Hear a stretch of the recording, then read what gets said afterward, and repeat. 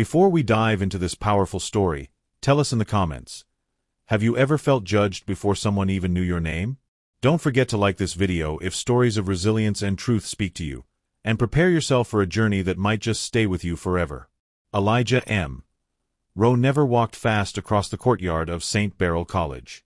Not because he was slow, but because he believed in observing the world as it moved, even when the world barely noticed him. Each morning, long before students flooded the stone paths with coffee cups and book bags, Elijah unlocked the doors of the university's grand library. He swept its floors, dusted its oak shelves, and wiped the long tables where young minds debated justice, history, and philosophy, subjects he himself adored, though no one had ever invited him to discuss them. At 38, with calloused hands and a quiet gaze, Elijah had grown used to existing like the silence between sentences, always present, rarely acknowledged. He kept a worn leather notebook in the back pocket of his work pants, filled with scribbled thoughts, unfamiliar words, and reflections he would copy from the books he dared to open when no one was watching.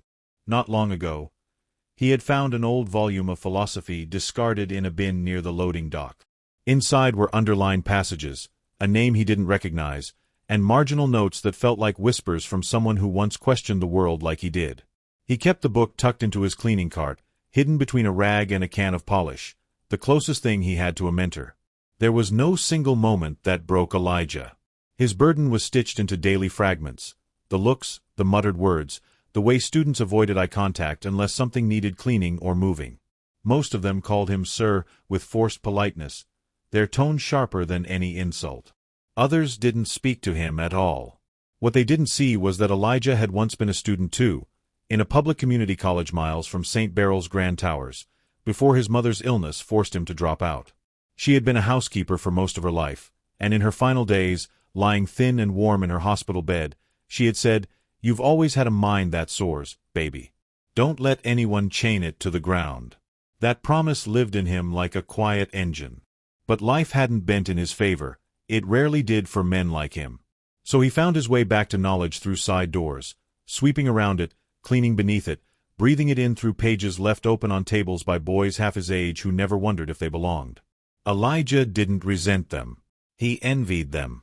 He watched their ease, their laughter, their entitlement to speak up and be heard. And so he listened from the shadows, gathering what pieces he could. That Thursday morning, the sun filtered lazily through the stained glass windows as Elijah paused at one of the center tables. The students hadn't arrived yet. He reached into his cart and pulled out the philosophy book, opening to a passage he had read over and over. The dignity of man lies in his capacity to rise above circumstance. He whispered it under his breath, eyes closed for a moment, letting the words root themselves. That's when the voices came in, loud, echoing, confident. 3 students in dress shirts and loosened ties. They laughed among themselves until one pointed at Elijah. "What's he reading?" the boy asked, loud enough to bounce off the walls. The others chuckled. Elijah lowered the book, holding it like it was suddenly fragile. "That's a little ambitious, don't you think?" Another added. "You clean here, right?" The first boy leaned on the table. "You clean. We read.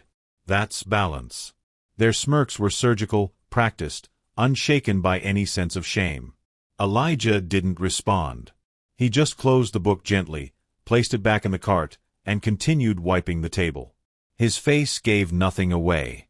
But inside, something flickered, not rage, not humiliation, but the dull ache of a familiar truth. They didn't know him. They never would. And yet, part of him still believed that one day, someone might. If you're still watching, don't go anywhere. What's coming next will change the way you see quiet strength forever. Hit subscribe so you don't miss it. The day after the incident in the library, Elijah arrived earlier than usual, hoping to avoid the voices, the laughter, the sting that had buried itself in the back of his mind. But silence was no longer a refuge. It had turned into a mirror. Every aisle he cleaned echoed with their words. "You clean. We read. That's balance." He found himself scrubbing harder, as if he could erase what had been said, as if the gleaming surface of the tables could somehow reflect back something different. But even in motion, his thoughts wouldn't still. It wasn't just the humiliation, it was the shame he felt for caring so much. He knew this place would never truly welcome him, and yet something in him refused to stop returning. That evening, alone in the janitor's storage room, he sat with a book of philosophy on his lap, flipping its pages mindlessly until they blurred. The notebook lay open beside him.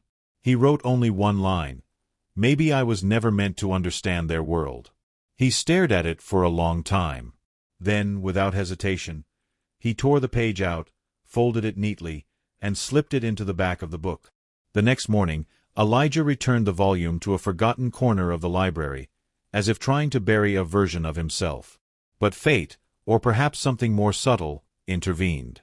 Professor Meredith Langley, a veteran in the literature department, had passed through that corridor hundreds of times over the years, yet something made her stop that day. She spotted the book resting awkwardly behind a row of thicker texts, as if someone had wanted to hide it but couldn't bring themselves to discard it completely. Curious, she pulled it free and leafed through its pages. Her eyes paused at the folded note. As she read Elijah's handwriting, small, sharp, and clean, something stirred. She recognized pain, not in the drama of the words, but in their restraint.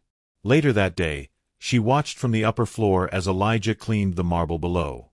She had seen him before, of course. Everyone had. But like most, she hadn't looked. That evening, she found him outside by the maintenance shed, his jacket zipped up against the wind, shoulders curled inward. She approached without ceremony. "I read your note," she said. Elijah tensed. "I know I shouldn't have," she added, "but I'm glad I did." She handed the book back to him, gently. "You don't need to understand their world, Elijah. But if you're still willing to learn, I'd be honored to teach you in mine." For the first time in weeks, Elijah let himself meet someone's gaze. Meredith didn't offer pity, and that's what made her words matter. She saw him as a man with a mind, not just hands. They began to meet quietly, once or twice a week, long after the halls emptied. Sometimes in the dusty back corners of the library, other times in the cramped janitor's break room. He came exhausted, after 12-hour shifts, eyes heavy but alert. She came prepared, sometimes with books, sometimes with printed articles, but always with patience. Elijah struggled at first. Math had rusted in his memory, and literature felt like swimming in a storm. But he kept returning, driven not by dreams of degrees or revenge, but by a hunger that had never died, the hunger to know, to speak, to belong. Meredith encouraged him to question, to challenge, even to disagree. "You're not just here to absorb, Elijah," she would say. "You're here to think." And slowly, through long nights and quiet breakthroughs, the man who once whispered lessons to himself in cleaning closets began to believe that maybe, just maybe, the world could open for him, even if it was just a crack. And now, if this story has sparked something in you, leave a comment below telling us what you'd fight for if no one believed you could win. Stay with us. What's coming next will leave you breathless. Time passed slowly, measured not in days but in pages. Elijah's learning became a quiet ritual, each lesson layered over years of silence. He began waking earlier, not just to work, but to read before the sun broke the horizon. His notebook, once filled with scraps and scribbles, began to look like a journal of thought. Professor Langley guided him without rushing. They tackled history, ethics, critical thinking, subjects that demanded more than memorization. They asked him to form an opinion, to take up space in thought. For the first time in decades, Elijah allowed himself to imagine things beyond survival. Still, not everything came easily. There were moments when he sat in the dim light of the janitor's office, defeated by equations, by essays, by doubt. One night he pushed away from the desk and muttered, "Maybe I'm too old for this." Meredith didn't respond with encouragement. Instead, she sat beside him and said, "Maybe. But you're still here. That's all that matters." Her words didn't erase his exhaustion, but they gave it meaning. The struggle was no longer just about proving others wrong. It was about proving something to himself, something sacred, that his mind had always mattered. Then came the opportunity he hadn't dared to hope for. Meredith handed him a pamphlet one evening, folding it gently before placing it beside his coffee. It was for a program at the university, a continuing education path for adult workers who showed academic potential. "They offer scholarships," she said softly. "And I wrote you a recommendation." Elijah stared at the paper like it might burn him. The idea of applying, of asking to be let into the same halls where he pushed a mop, felt surreal, almost arrogant. But the fear wasn't of rejection. It was of being seen and still told no. He didn't sleep that night.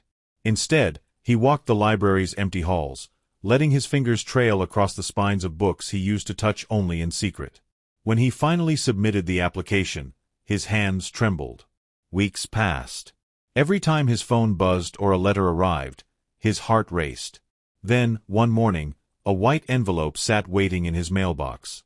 He opened it slowly. His eyes scanned the words twice, 3 times. "Congratulations," it read. The paper shook in his hands. He didn't cry. He smiled, a small private thing, as if letting too much joy out might break the moment. Word traveled quietly but surely. Some staff congratulated him with nods or pats on the back, while others seemed surprised, even wary, of his presence in classrooms. Elijah noticed the shifts. Some students were indifferent, others polite, a few condescending. But it didn't matter now. He entered his first class wearing the same shoes he used to mop the floor in. He sat near the back, listened intently, and asked questions with the careful tone of someone who had fought to earn the right to be heard. Meredith no longer needed to guide him. She simply watched from afar, knowing the road ahead would still be long, but now he was walking it in the open. Elijah's notebook looked different too. It no longer hid beneath uniforms or carts. It rested proudly beside his textbooks. He still cleaned part-time, still carried his cart through the same halls, but now he did so as a student. The roles coexisted. He refused to erase one to validate the other. And somewhere deep inside, the boy who had once promised his dying mother that he would not let his mind be chained, was finally keeping his word. If this story is speaking to your heart, make sure to follow us. You won't want to miss how it all comes together. The day of the graduation arrived cloaked in a soft drizzle, the kind of rain that seemed to wash away everything that came before. Families filled the auditorium, laughter and camera flashes bouncing through the space. Elijah stood at the edge of the crowd, wearing a borrowed gown and a cap slightly too tight. He held nothing but his notebook and the worn philosophy book, the one that had once been hidden beneath polish and cloth. Around him, classmates fixed their ties, hugged loved ones, whispered final jokes. He didn't bring anyone. Meredith was already seated among the faculty, her eyes scanning the crowd until they found him. She nodded, and he smiled back, subtle and steady. As names were called and degrees handed out, Elijah listened to the applause for others and didn't expect much for his own. But when his name echoed through the speakers, Elijah M. Rowe, there was a pause, then something unexpected. A few hands clapped. Then a few more. Someone stood. Meredith. Others followed. It wasn't a thunder of praise, but it was a rising hum of recognition. The man who used to sweep beneath their feet now walked across their stage. After the ceremony, Elijah didn't linger. He stepped into the rain and walked the long path back toward the library, where he had spent so many nights believing the world wasn't made for him. He entered alone, still wearing the gown. No one stopped him. The halls were quiet, the air thick with memories. At the far end of the library, he found the philosophy section, ran his fingers along the shelves, and returned the old book to its place. Inside, he left something else, a folded note written in the same hand, but this time with different words. To whoever finds this, you don't need permission to learn. The world won't always see you, but don't let that stop you from seeing yourself. As he slid the book in, he noticed a student watching from behind a nearby shelf. A young man, maybe 19, who nodded silently before returning to his reading. Elijah nodded back. That was enough. That evening, he packed away his uniform one last time, not with bitterness, but with reverence. It had carried him through, not beneath others, but alongside his own becoming. He placed the notebook in a drawer, the pages full now. What once held scraps of borrowed wisdom now held his. Years passed. Elijah didn't become famous. He didn't chase prestige. He became an advisor at an adult learning center in a nearby city, helping men and women who had forgotten how to believe in themselves. His students rarely knew his story, only that he listened, and that he never dismissed a single question. At St. Beryl College, a small bronze plaque was mounted near the library's side entrance, the one custodians used. It read, Elijah M. Rowe, he cleaned our halls, then cleaned our minds. Some students stopped to read it. Some didn't. But it stood there all the same. Solid. Unapologetic. Quietly powerful. Just like the man who inspired it. And if this story moved you, let it move others. Share it, send it, speak it aloud. You never know who needs to hear that it's never too late to begin again.